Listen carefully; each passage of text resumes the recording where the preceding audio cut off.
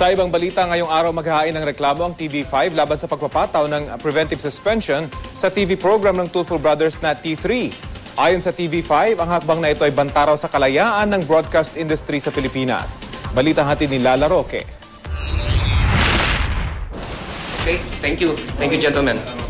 Sinuspindi ng 20 araw ng Movie and Television Review and Classification Board o MTRCB ang public affairs program na T3 na magkakapatid na Erwin, Rafi at Ben Tulfo sa TV5. Iyan ay makaraang ulanin daw ng reklamo ang ahensya dahil sa pagsasahing papawid ng Tulfo Brothers ng kanila umanong pagbabanta at paghahamon sa mag-asawang Raymar Santiago at Claudine Barreto na nakaaway ng kuya nilang Sinamon Tulfo sa NAIA 3. The ad hoc committee has granted the motion of MTRCB Legal Counsel to place the program T3 Kapatid Sagot Kita under preventive suspension.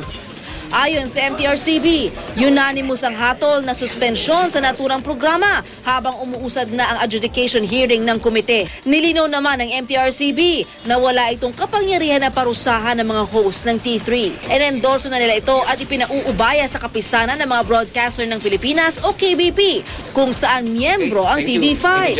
Tatapusin daw ng MTRCB ang investigasyon sa loob ng 1 buwan.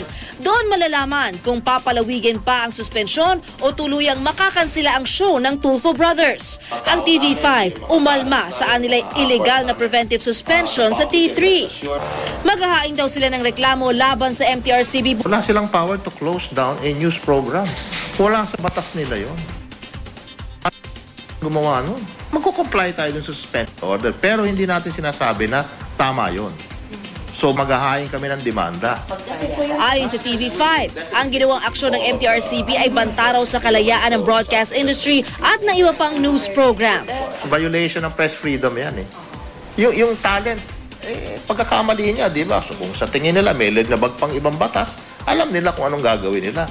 Pero hindi na pwedeng sabihin sa network, yung palabas na yan, yung news program nyo, itigil na nyo muna yan. Wala yun. Kahit sino pang abogado ang tanungin nyo, walang power ang MTRCB na gawin yun. Naniniwala ang TV5 na hindi ito nagkulang sa self-regulation sa kanilang mga programa at mga host. Matatandaang una nang pinatawan ng 3-day suspension ng TV5 ang Tulfo Brothers dahil sa issue.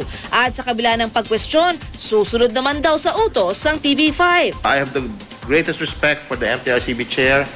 She has done a very good job as a regulator. But I think this particular matter about really the expansiveness of their power has to be questioned in court. Wala pa raw alam ang MTRCB sa planong pagkaso sa kanila ng TV5 pero nilinaw nitong saklaw ng ahensya ang T3 dahil isa itong public affairs show at hindi straight news program. Lala Roque, GMA News.